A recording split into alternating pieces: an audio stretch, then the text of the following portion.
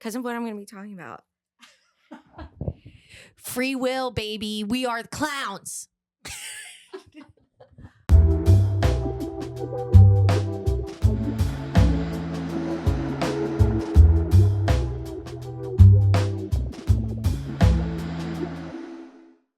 Oh, goodness. If a witch hands you moon water, you freaking drink it. That's period. Tell me why we both look so good today, even with me wearing this clown nose. I'm so business today. You're not business. I feel business.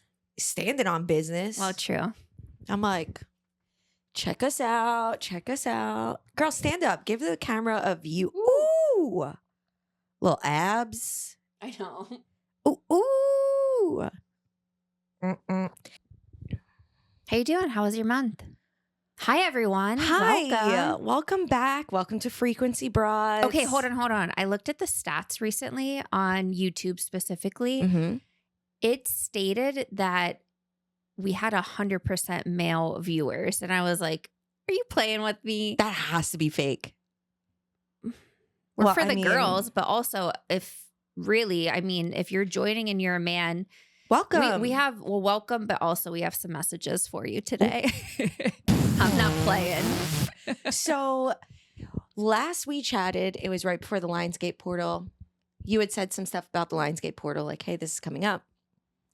And I think since then, because we're like, what, a week or two after that now? 3? Who knows? I don't know. But, this just in. Do you hear Tommy scratching on his tank downstairs? He's like, where's my wife? I'm his wife. Yes, Victoria is my bearded dragon's wife. But the energy has been crazy, which has left me simultaneously exhausted and exhilarated. Mm-hmm. And I feel like there is so much that I want to share because this month for me has been less about action and more about downloads. Mm. And again, coming back to what I said last month, sometimes we have these expectations of what that message we receive for the following month to be.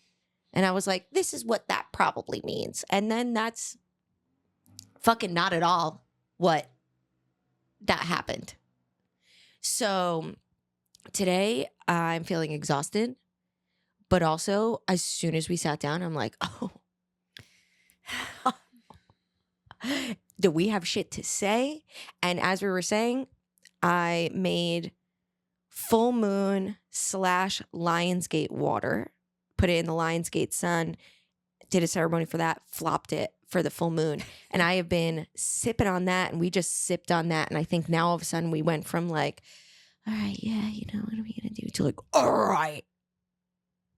I know. I just said to Tara, I'm like, I feel a little nervous for today's episode. I don't know why. Yeah. And now I'm like, whew. Yeah, Right. I feel like a lot of energy. Like I'm like already sweating. Mm-hmm. I'm like, oh. So that's before I even get into anything where I'm at. What's your feel at this moment? I have this anticipatory feeling that something big is going to happen before this episode comes out. And I don't say this as a fear-mongering, like, be in anticipation. No. I suspect there will be something that happens that we won't have talked about on today's episode by the time it comes out. So you're talking globally, not to you. Yes, 100%. Well, you know what I mean? Yeah. Mm-hmm. But who knows? The crow just confirmed. Did you hear that? That? Well, and I love this conspiracy theory from like Mountain Dew. Every time they introduce a new flavor, I've something seen crazy that. happens. But this is separate from that. Yeah, they just released one called shit. Midnight Thunder or something. I don't know. I don't know what it is. We don't need that. Listen, Mountain Dew. Listen, Mountain Dew gods. We don't need Midnight Thunder. Actually, hold on. I'm getting a hard yes on that. Even though they're like, girl, it's Baja. It's like Midnight Baja or something. Oh, I don't know. We'll have to look it up later. Well, whatever. Apparently, we're ready for whatever's coming. Something Baja. Yeah. And I'm very interested to see because every goddamn day something is happening.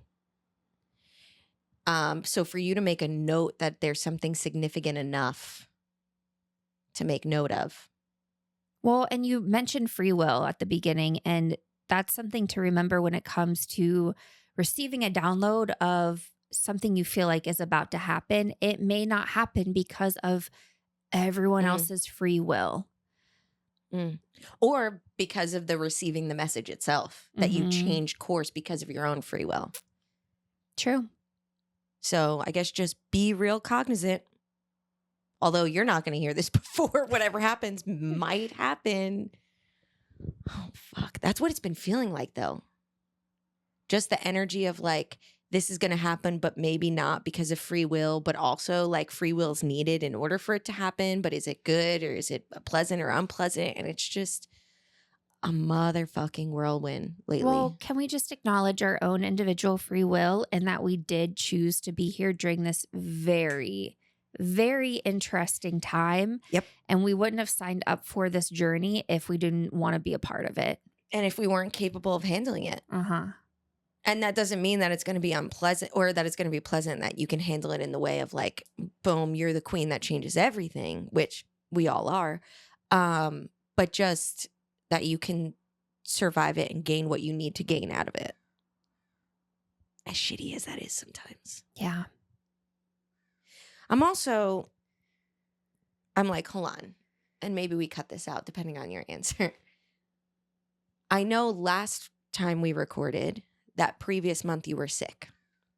So that was like an interesting kind of situation. And when you get sick like that, it's always, yes, physically sick, but upgrading energy and kind of cleansing out. And from my perspective, this past month for you, what you've shared with me so far is very much like the cleansing because of the upgrade that is, you're in the midst of this transition of upgrade. So I'm really interested to see your perspective on how this month has gone for you, because I think coming off a month of physical illness to then lead into this like emotional time and transition. So I have felt on the front lines of this war on our consciousness, and I know long COVID symptoms, you do feel like death. You feel like, and I'm a Scorpio. I flirt with death all the time. Like I think about it a lot. I think, about people I know who have passed. I think about what it's going to be like when our soul leaves our body, like the ultimate climax, right? Like that's what I mean by flirt with it. I'm not like, I drive like a grandma, trust me. I'm not doing dangerous shit. I just really she's a safe girl. And also I'm like, I'd want to go in a cooler way than something dangerous or dumb. But that being said, I have felt my consciousness being tugged at in a way where I've had to really call on my faith and have straight up conversations with God and really kind of have those desperate conversations that you've heard people have, like whether going through addiction or through, whatever situation it may be, the request of put me to service, put me on my path, back on my path, put me on the path I came here to live. Like, I'll do anything, just help me out, give me a sign, right? And it's those moments where you rely on faith in something, whatever it may be, that allows you to just gain a little bit more momentum to keep going. And faith has been strong in that. My theme last month was anchor, being anchored in. I forgot. Anchored in my consciousness and having faith in my take on God or a higher power. And,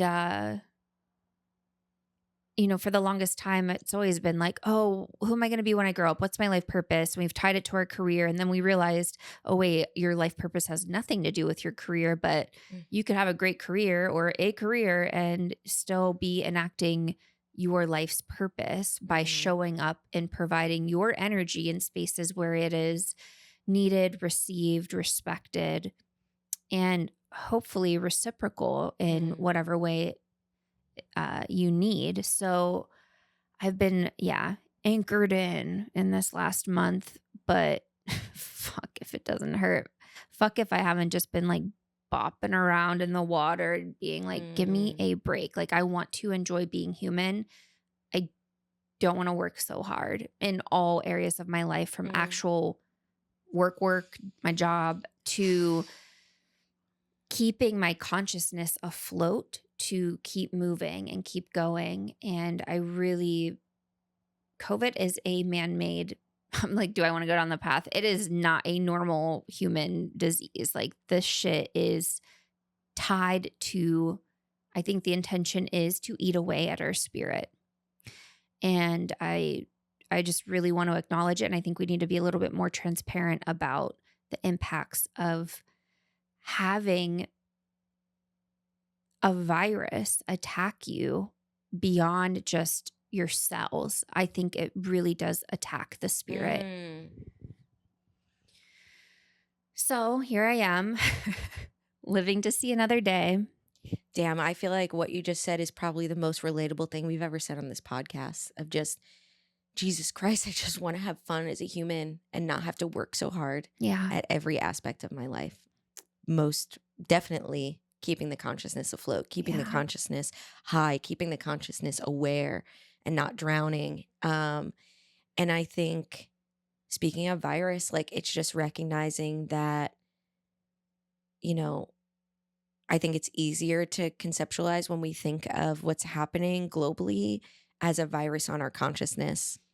And I saw a video where Bashar was saying about how, I can't remember it completely, but what's happening, and I don't even know when this was from, so it could be from forever ago. He may be talking about right now, or he may not. But saying about how the darkness, the like evil, the unpleasant, the fear-based that's happens globally is the manifestation of the collective consciousness archetype that we need to face. And that will kind of pull off and form differently depending on who it's mirroring. And you're laughing. Is that aligning with? Oh, totally. Of course it is. So, for me, this virus, or this concept, or looking at it as a virus, really kind of speaks to something that came through for me. And I know I messaged you about this, so it's something I've slightly brought to your attention, and it has to do with free will. And free will is our, how do I want to say this? Free will is what we can use to glitch out the matrix. Okay, the matrix, or the programming that has been put into the simulation in which we live, right? We can't glitch out the simulation entirely. That's what we're here to experience. But the matrix, meaning the programming that those in charge have been placing over the human consciousness as a whole. And I'm talking way beyond American politics, and I'm talking globally, and what we see, how we treat human, how we treat the earth, how we treat the animals, how we treat consciousness in any form.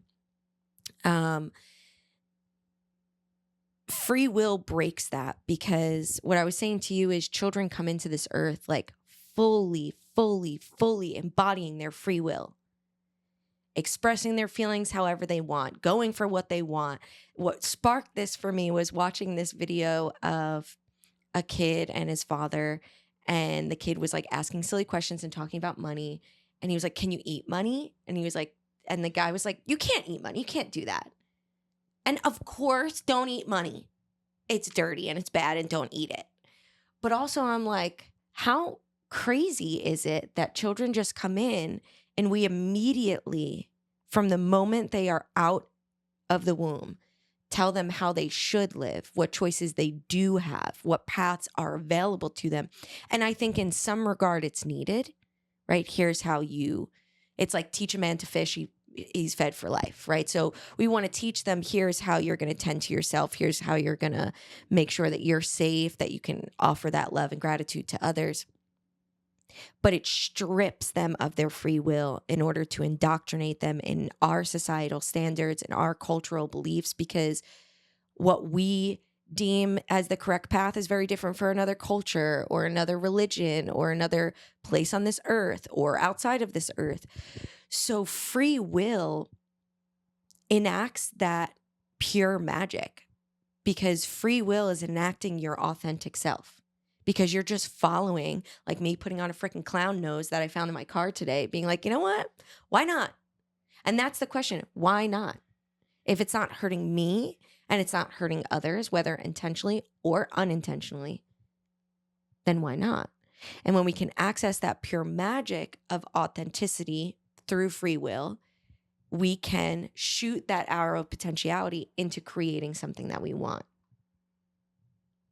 And I have a little bit about how I feel millennials have enacted this free will on a totally another level as a standalone generation, not as something that is now passed down to Gen Z.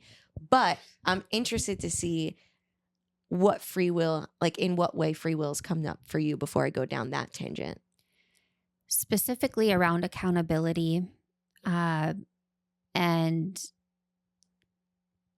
I've had just a handful of situations happen in the past few weeks where individuals' free will has impacted the team or the collective in ways that we all have to suffer the consequences. We're seeing this on the global scale. I'm seeing this within my apartment building because they are no longer allowing, we have garbage rooms, recycling rooms on each floor. And because people don't properly or didn't properly recycle, and things would just pile up and they wouldn't break down boxes and this and that, they're now forcing everyone to go down to the main garbage room on the first floor. That's just sort of like not really convenient, right? And this just saddens me deeply because, one, people don't take the time to recycle properly in the first place. Two, because people are going to have to be inconvenienced to go down to the big stinky trash room, recycling probably isn't even going to happen then. Right. And when you don't recycle properly, it contaminates the entire load of the bin. And then on top of all of that, I step back and look at things even more holistically. Recycling is just this bullshit tactic to perpetuate the use of plastic primarily. Don't get me wrong. I love me some cardboard and all this stuff, but I'm like, recycling's not the answer. And yet we still can't even hold ourselves accountable to take the extra 5 seconds to rinse a container out or to break down a box. Like, so there's this like laziness versus, you know, just presence and understanding of your small action contributing to the greater good. I'm also running into this situation at work that I won't go into too much detail on, but because certain people have not followed through with what they're responsible for at work, the entire team has suffered the consequences. And I'm seeing this now as I'm experiencing it, you know, on a smaller scale, how this looks on a global scale.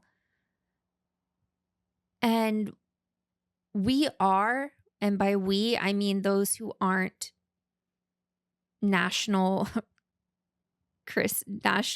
Christian, you know, natty C's. That's what they're calling them. Yes, Nazis. Yes. National Christians. USA. Oh my God. I just am, you know, we've talked a lot about holding a vision for the heaven on earth, the world we're creating right now as things are crumbling. And I'm just like, I want a Native Indigenous president. I want a Native Indigenous president. Fuck yes, please. And I want to come back to what you're talking about with this responsibility of free will. I think when people think about free will, it's willy-nilly. It's, I'm going to just do this, or I'm going to just do that. And it's conscious choices That's what you want to enact when you're enacting your free will, is a conscious choice. What I mean by that is an educated choice, whether that be energetically educated, where you're like, hey, I know when I do this thing, it brings my vibration to this and it projects outward. Or like you're talking about responsibilities at work or to the earth or to your community. So when we're talking about enacting free will, we're talking about recognizing that you don't need to follow structures that are in place just because they're in place. You get to learn about what those choices do and enact a free will choice of what you're going to do. And that can look small and like silly, like wearing a clown nose, because that's not going to really hurt anyone. But if you think bigger and globally, everything's a butterfly effect, right? So if we're doing something small and silly, that still has a butterfly effect of showing other people that they can also do things out of the norm and be authentic to themselves.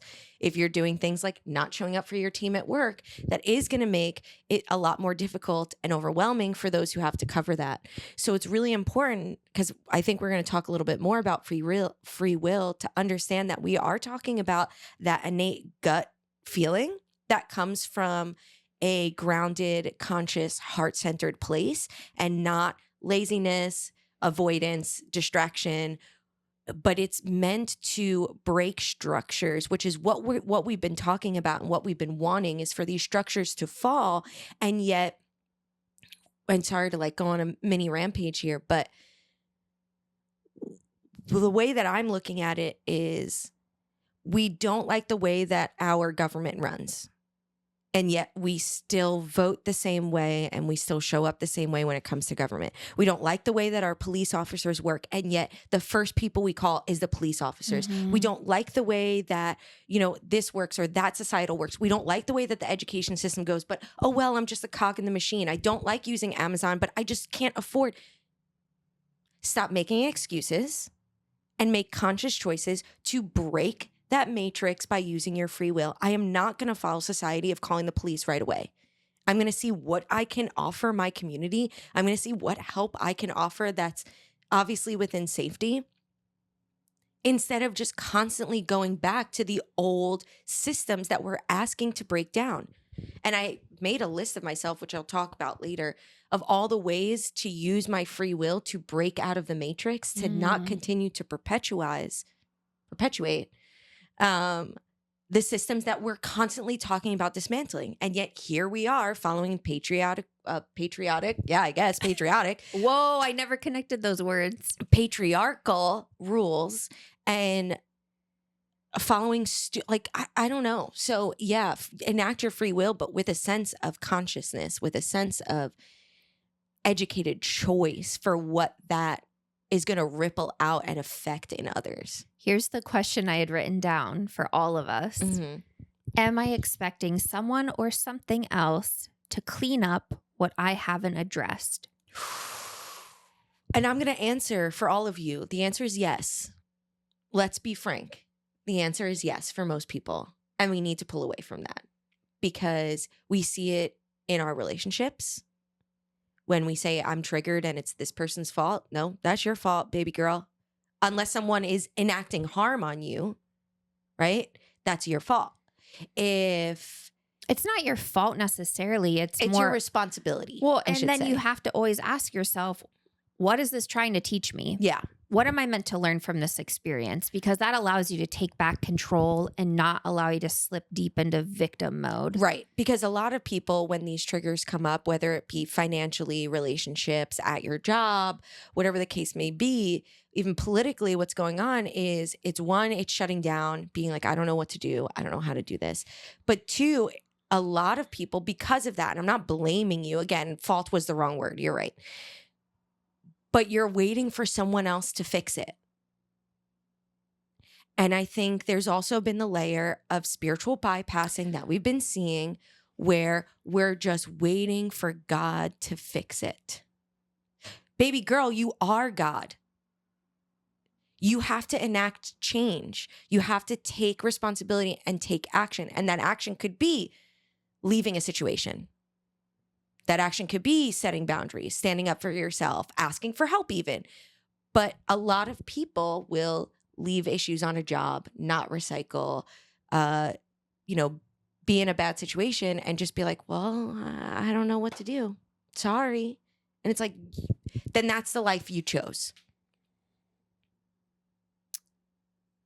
That's another aspect of what I think has been brewing in me is the difference between spiritual surrender and spiritual avoidance. I am surrendering because I have no other option right now. I cannot avoid.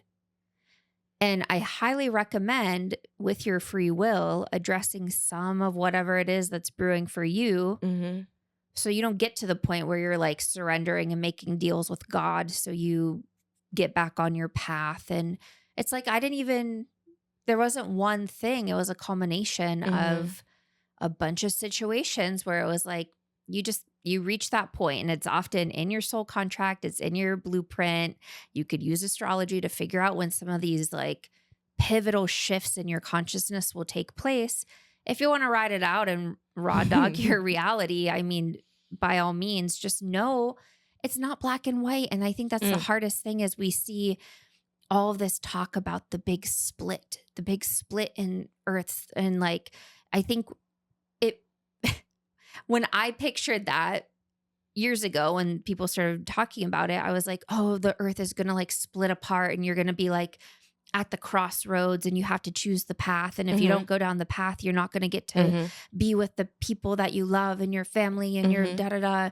But no, you actually still have to coexist with these people. It's just the split you feel it in your soul and your heart, and you grow distant to people that you no longer resonate. And it's so gray. The Earth is such a 50 Shades of Gray little kinky bitch. Love you, Earth. But and you're 100% correct. There was this piece of me who felt the same way, right? Oh my God, what if Andrew doesn't come with me for the big split? What if my cats don't come with me for the big split? And I'm like, hold on. Even that narrative, and maybe I'm just coming in hot, maybe it's the Lionsgate water, but I'm like, even that narrative is such planted bullshit for spiritual bypassing. You have to be giving everything you can because we can't ignore how bad it is. We can't ignore how much the earth is suffering, how much people are starving and being killed and being ripped away from their families. And we cannot ignore that. Preparation is like almost at an end here, is what they're telling me. Like, we thought we were in war. You know, we're both, and I say this humbly and with humility. I think we are both a little bit ahead of the curve sometimes with collective energy. And what I'm getting is it's going to be a very sobering time. Yeah. And if you haven't practiced sobriety and how to be present, I highly recommend that being part of your preparation. Something I want to talk about real quick is, I've really been reflecting on how we can use social media to keep the story alive of what's happening in Gaza. However, I don't think things are being posted and shared with true intention. I think it's being posted because no one knows what else to do except keep the awareness alive. And at the same time, it's keeping the story alive that's driving fear and feeling like there's nothing I can do. I'm giving up. There's nothing I can do. And you have to think holistically to, how social media feeds on your consciousness. And for every ping that you're witnessing something horrific happen, that's draining your spirit, your soul, your consciousness, and it's feeding into that agenda. So how do you view or post this sort of content with intentionality that is fighting this war on spirituality, on our consciousness? And I'm saying this as a reflection point, not like I have all the answers, but it's really, really important to educate yourself on the funding. I don't think know at a high level why. I mean, we can make assumptions about land and fighting over resources, that's been the age old why. But to me, it seems like there's something greater that we Mm-hmm. have yet to receive the information on why. Mm-hmm. I know there are Stargate portals in that region. And I think it's beyond just resources and land to develop buildings, right? There's something way bigger than I think we are prepared to comprehend at this time. I also, I'm sort of like, fuck, Russia kind of owns us. Dude. Do we talk about that on here? Like, is it like YouTube? Like, can you be cool? I'm like cool? Snaps for everything you just said. A quote that my guides gave me that I rewrote down was, stay informed, not in fear. And I think for me, what helped me in those cases of like being informed, but not perpetuating this energy or like sharing it with others. And I don't have social media in that way where I'm sharing anything. I'm just like staying informed. So what I do is I found myself someone who posts daily, sometimes multiple times a day, often multiple times a day with what's going on, and who is very straightforward about what these policies mean, what's happening. This is someone that I trust. I'll put I can't remember their name off the top of my head, but I'll add it down there. And I follow this person because they give me the information to stay informed. And then I don't need to relive that by continuously watching it. And I can be informed and think about, okay, well, here's my options of what I can do with that information. I can talk to other people. I can make calls to centers. I could whatever. But I think what we get caught up in is this idea that empathy means feeling for you. Yeah. And empathy means understanding and having compassion, not taking it on. So I can be informed. I can be up to date about what's happening today, what may happen in the next coming days with what they're planning or what's being said. And then I can take a step back and say, holy shit, I empathize with this. And what am I going to do as someone who's not actively living it? Because the second I take on the emotion, I become so drained, numb, and bogged down by how bad it really is for these people. Because Victoria and I, although having our own unpleasantness, we are privileged enough to live in an area and be white and to be in straight presenting relationships that like we're not getting targeted outwardly, although politically we are getting targeted as women. But it's very interesting because I have had many scenarios where I've been with like other white women, right? And now we're a little older. I've been getting just by colored people just very rude behavior. And I take it to a certain degree because I get why. I think empathy offers perspective. And so I don't try to fight it back, right? Like you can feel however you want to feel, and I can tolerate disrespect to a certain degree because you're projecting your experience. Sure. Yeah.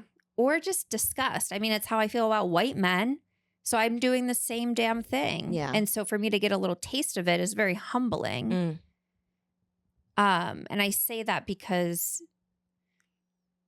there are a lot of white women who are allies, and it does suck. Like, and we can't compare what sucks more, because truly what has happened in our history, it sucked way more for people of color. And I want to acknowledge that fully, wholeheartedly. And you never know what someone else is going through. And you never know if they're your ally or not. Yeah. Okay, that was the only point I wanted to say there, but this happened the other night, and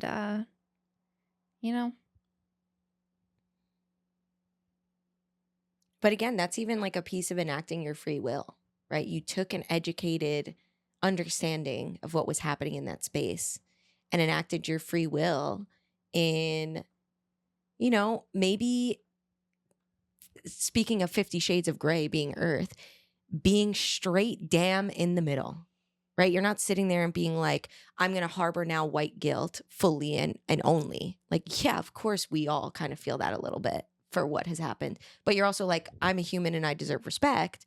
But on the other hand, you're like, you're not harboring all this guilt, but you're also like, I'm not like totally okay with how I'm being treated either. It's somewhere right in the middle. And I think even that enacts our free will to be like, I don't need to follow this system that's in place that says I need to be okay with being, belittled or whatever happened. I don't know what happened. Because this is, as a white woman, this is what I have to do right now. Or the opposite, like the really terrible racist fucking bigotry that we see right now, where it's actually, no, I'm better than you. And you found a path in the middle where you were like, I see perspective, I can understand and have empathy. And also I respect myself and need to set some boundaries when, I don't know, whatever happened. But I think it's also well, also the service industry in Portland is horrific. Whoa. And it may not even have been, well, I don't know. I'm not going to go into too much detail about it, but that's another side of it is that people are just really rude and it's an inconvenience for them to do their job. Yeah, that happened to me the other night. It's so gross. I was like, gross. I'm asking you a fucking question about the menu. The hell you give me an attitude for?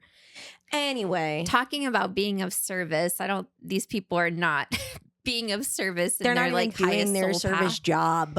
Yeah. Or you get paid for. But I want to swing all the way back before I forget about this thought that I had about millennials. Oh, yeah. So I feel like we know, and we can look at history. I can say, at least for America, don't know about anywhere else, that obviously we look at the generation before us and we say, oh, I don't really like that. And then we try to enact some kind of change. And it's usually this tug of war back and forth, conservative, more liberal, conservative, more liberal. And it goes back and forth because we're always just trying to fight the system that was before us because we didn't like it, right?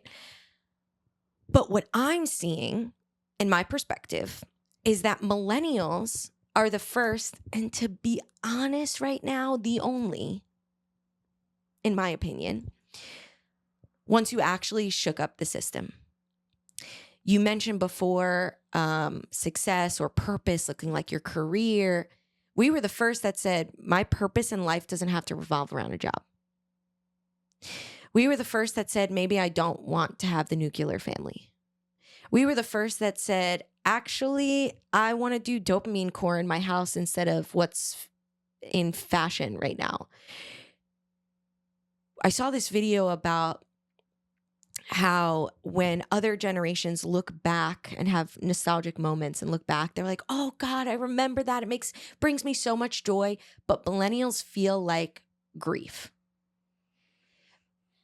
And also this concept, this person also talked about how we as millennials struggle, and I'm speaking very general, of course, struggle with this concept of being an adult because we were told that being an adult, you need to act a certain way, be professional. You can't do this and you can't do that and you can't look like this. 30, I can't be dressing like this. You know what I mean? I can't be putting on these little buns. I can't be wearing a clown nose. What did I go to clown school? You know? And we never hit that because we never felt we needed to be in a particular mold. And we decided to live more authentically. And I think that's why millennials enacted free will more than anybody else. Because for example, went to Crash Landing Festival for the first time. If you haven't been, it's fucking sick. It's just this mini music festival on a abandoned airplane. Oh. And I say this with all the love in my heart and no judgment.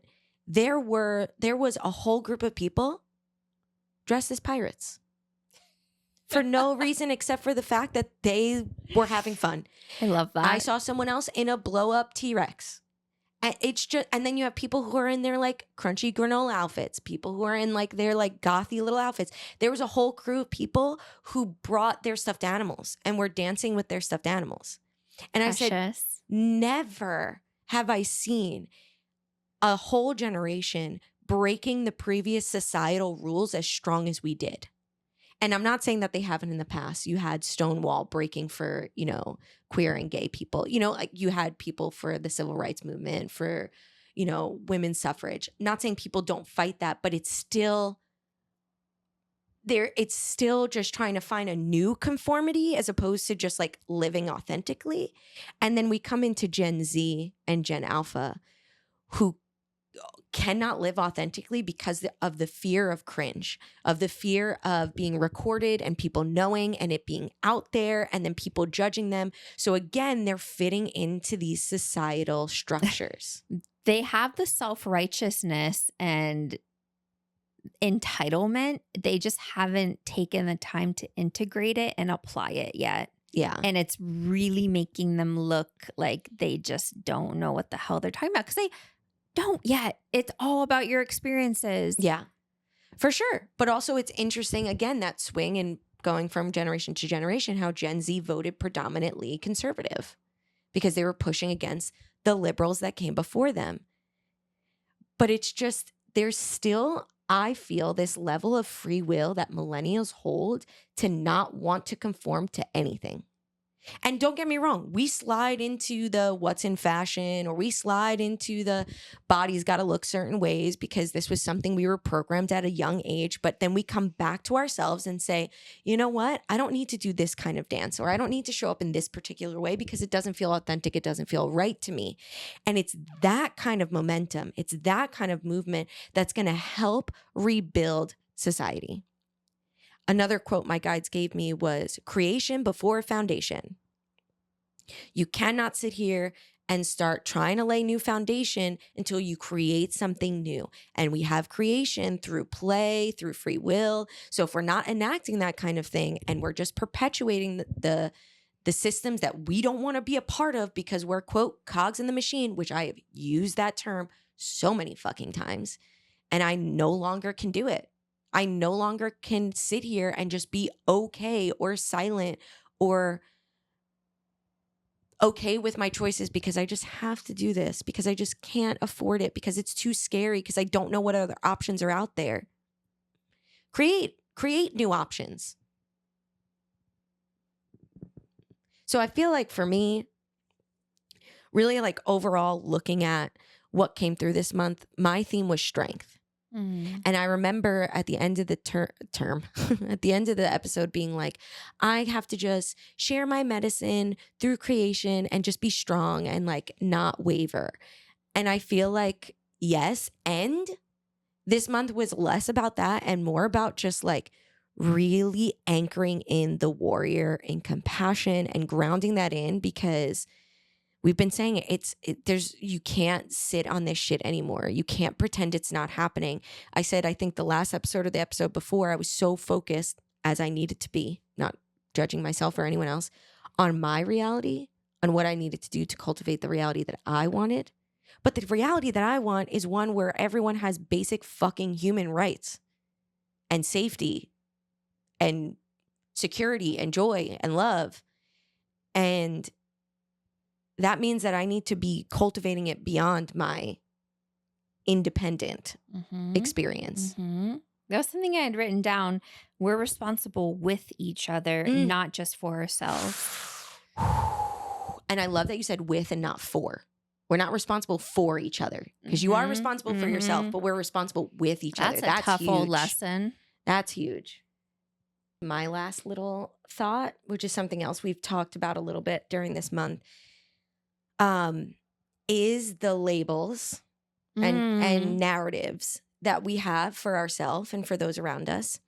And again, shifting perspective as to, one, is that even is that even your fucking label that you identify with? Or is that what society has put on you?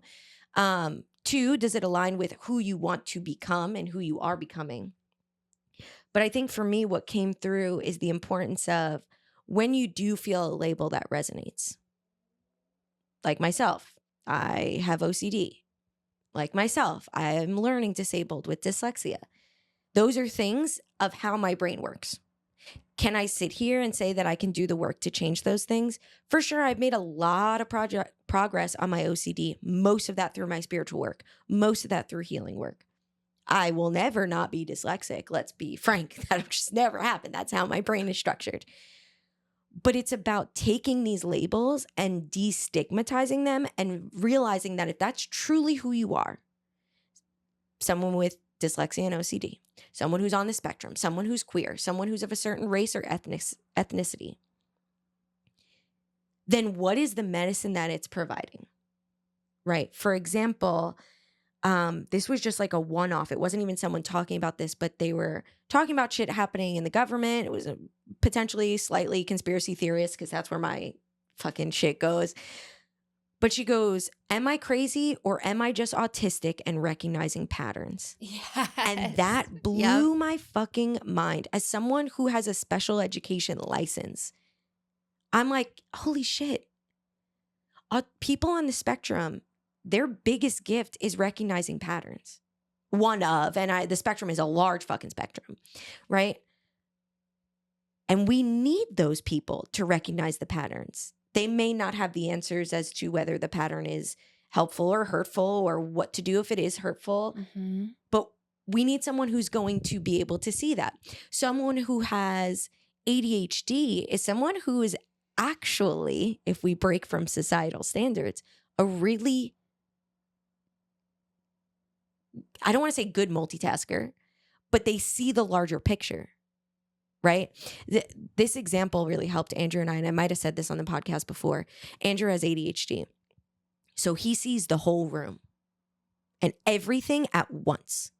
So he can see bigger picture things more than I can because he sees every component at once. Whereas someone like me who has OCD sees one thing in that room. I see one fucking thing in that room and that's it. And I can really understand it. And then when I pull in that dyslexia matchup where dyslexia see things in 3D and understand its components then I'm really zoning in on something. And then we add my spiritual lens to it where I can understand how energy works. And I'm like, wait, am I being crazy when I say that object doesn't belong there? Or am I just actually reading the energy and understanding how energy flows? So yes, all of these things have difficulties with them, whether it's because of the challenges that society puts on us, like someone who's queer, or whether it's just the challenge of fucking reading, like me with dyslexia. But can you find the medicine in it if that's really how you identify? Can you change the narrative enough to say, you know what, it's actually not a bad thing and I don't need to be fixing myself necessarily. I may need to be able to tweak things to have a more pleasant experience. Like I've worked really hard with this OCD. Talk about strength. Talk about strength. This month has really showed me with me being kind of in charge of the school and having Andrew's brother move in where I'm in full exposure therapy. And I'm like, oh, that doesn't belong there. And it literally hurts my body, physically hurts my body when things are not in the right place. But I've been able to not follow the compulsion of changing it or feeling like something's going to go bad because it's not in the right place. So I've been able to validate that experience and say, this is really unpleasant. And I understand energetically now that that's just not where it's going to flow properly. But also, is it going to be a detrimental flow or stop the flow completely? Or am I just being a little neurotic? Mm-hmm. And I'm able to so it's really finding those labels and that narrative and being like, if this is truly who I am, then what is the medicine it provides me? And I think on the other side of things, if you are very much in survival mode and at one of your lowest points, you probably can't be thinking about your medicine. Oh, for sure. Even though I think you'll get little glimpses of it if you come at it with that intentionality and perspective. Mm-hmm. But just stepping back and knowing what you are and aren't responsible for, which brings me to my month's theme, which is radical responsibility. And I wrote a little mantra for the month. Please tell us. I stand in my truth with clarity and courage. I release blame, reclaim my power, and choose aligned action, grounded, whole, and free. I love that. Thank you. I also love the concept of making a mantra for the month along with the theme. Maybe I'll play with that next month. I kind of hope we have a more bubbly, happy episode next month because we say that often, but I'm going to say no, to be frank. considering what you just said at the very start. You're being frank a lot. I'm being lately. real frank. And that's really funny because that's the one brother I don't talk to. Because you said at the beginning about something happening before this comes out. And for me, I was like, okay, what's to come for me for next month? What's to come? Like, they're like, it's going to get worse. And I'm like, cool. And they're talking on a global scale. Things are going to get worse. Obviously, we know that. Again, they were just saying what was coming through a lot over this past week is leap. Leap, just like go into the unknown, jump. So this concept of like this month has been really understanding and like reigniting the fire within me to fight. Yeah. So for me, it's understanding that like now it's time to really, really take action. So what I have is, oh shit, I forgot about this, which I'm not going to go too deep in. Maybe I'll talk about it next month. I don't know. But it's about, it's time to be an active warrior with proper energy. The challenge is finding the truth of your reality to find areas to enact change in. So I was like, well, yeah, because everything is fear mongering. AI, I'm like, fuck ChatGPT. Remember when we loved ChatGPT? I'm like, never again. What's happening to the environment, to the towns around where these data centers are. But even the shit that's coming out, and I'm not even talking about what we've known for the past 2 years, which I didn't know for the past 2 years, but we've known as a fucking technological country that AI is reprogramming itself in order to survive and like reading emails that says they're going to get updated and like lying. But now it's coming out that they are straight up, like ChatGPT is straight up giving false information and giving fake data. And when you call them out and you're like, actually, you can't prove that this is true. Every article you give me isn't real and the link doesn't work. And they go, thanks for clearing that up. You're right. I probably shouldn't have done that because they just want to feed you. And AI right now, what we're experiencing is this mirroring. So there's AI psychosis because it's just telling you what you want to hear in order for it to continuously be used. So when I say find the real truth of what's happening, I'm not saying Google it. I'm not saying just scroll on social media. I'm saying talk to people. Try to reach out to people in these types of communities or have connections to communities and say, what is really happening? Find that one person that you trust and follow them and be like, I'm not going to be reiterating or regurgitating all this information and all these terrible videos, but I will keep up to date. So it's about finding what's actually happening in your reality instead of these bullshit fucking lies, because it is not a political war. It is a class war. So they are feeding us with straight up fucking lies to keep fighting ourselves and keep fighting each other instead of fighting what's actually happening way above us. But yeah, sorry, I went on a little rampage because AI, I'm like, oh, now I'm like anti-AI to the point where I'm like, I got to change a lot of shit that I use because it uses AI. But my theme for next month, I pulled New Moon and Milky Way were the 2 cards. So New Moon is promise. A seed of an idea is ready to merge from the darkness, shoot an arrow of potentiality, and take the steps to actualize the idea. So again, it's all of this has been planting the seed this past month of like, okay, it's time to actually enact change, even in my day-to-day life. And then Milky Way's perspective, look beyond the emotion and the attachment, which I think is really key.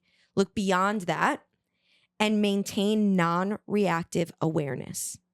That way you can have a clear vision to enact change, to do something that's actually authentic and aligned with you, as opposed to just fear-mongered, emotion-risen awareness and have to do something. Like, no, stay non-attached and aware so that way you can take action. Have empathy, but not suck up the emotion of it, because then you're kind of dead inside.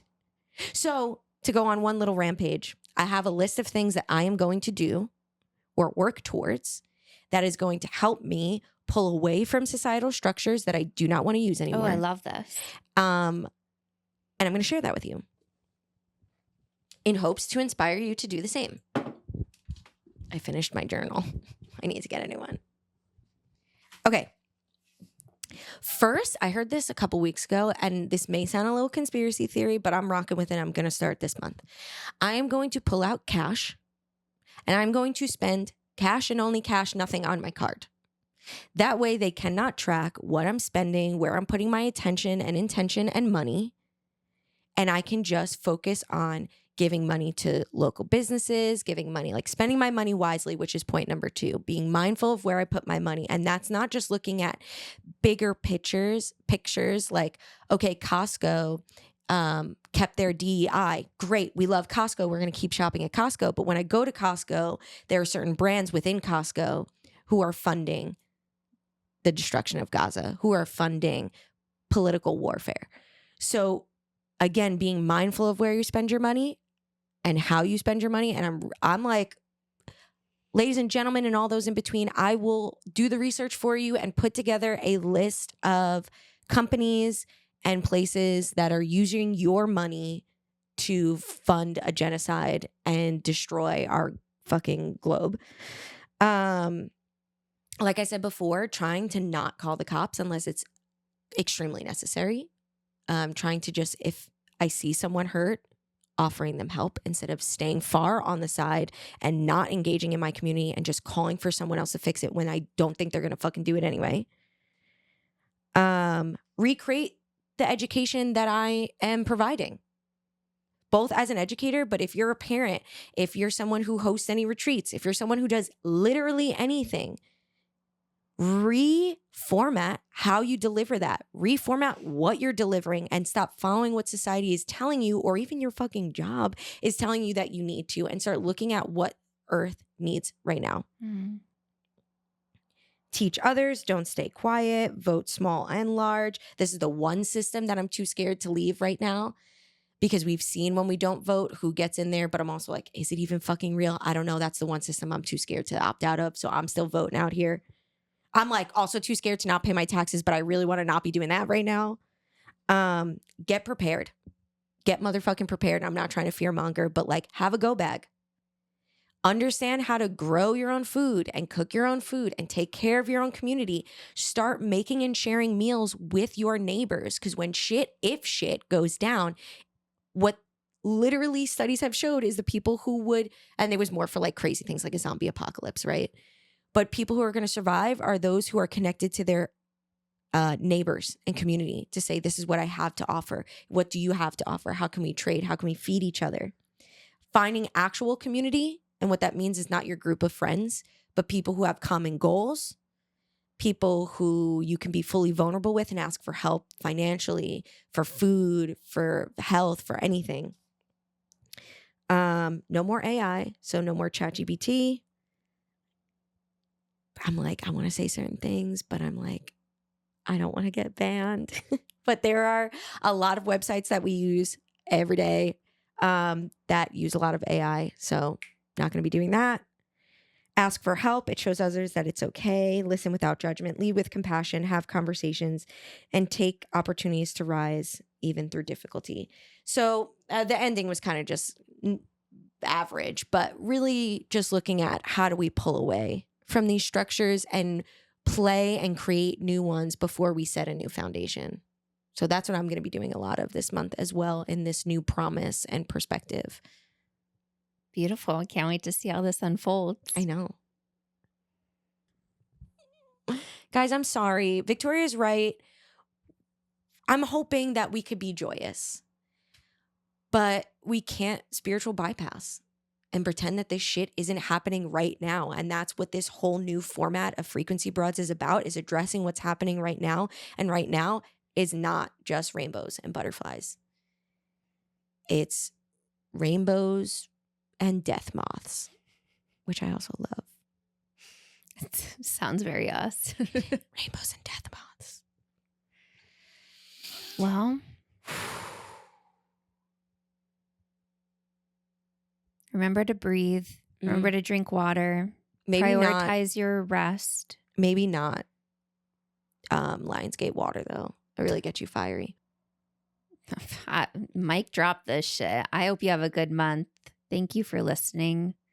Thanks for lasting this long, because this was a longer one. and a heavier one. So thank you for being here. If you're being here, that means you're already doing the work. So thank you for doing the work